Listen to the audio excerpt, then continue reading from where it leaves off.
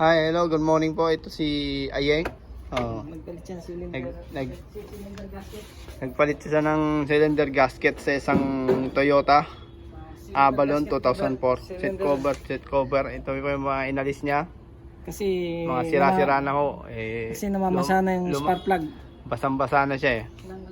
Oh, ito, papalitan niya na. Pinalitan niya ng bago. Ito yung bago. Naka-fix na yung bago. Oo. Magaling po siya, kawayan. Hindi naman. Oo, sabi magaling. Mabilis siyang gumawa. May konting nalalaman lang. Ganun. Tingnan natin kung mapapaandar niya. Kasi engine stalling po to. Engine stalling, ibig sabihin hindi siya umaandar. Oh, hindi siya umaandar dati. Tingnan natin kung mapapaandar natin mamaya. Yung one click na lang siya. Ayun po. Oh. Yan, kalikot niya oh. Pasensya na kayo.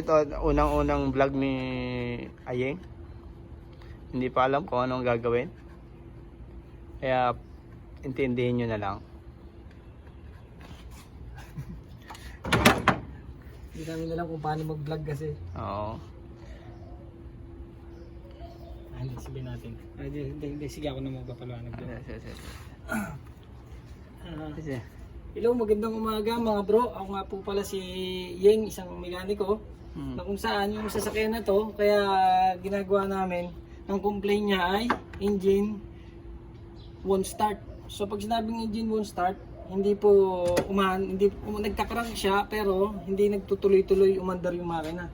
So sa pagda-diagnose ko, nakakita ko po na may problema po yung spark plug niya kasi basa po pala ng langis. So ang ginawa ko po, pinalitan ko po muna siya ng valve cover gasket. At ang valve cover gasket na yon ay ito po yung luma.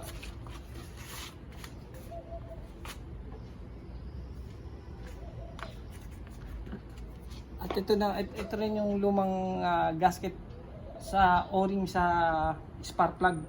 So kaya siya nababasa dahil dito. Ang lumang spark plug niya ay ganito na ang kalalagayan. Makita po natin basang-basa po siya.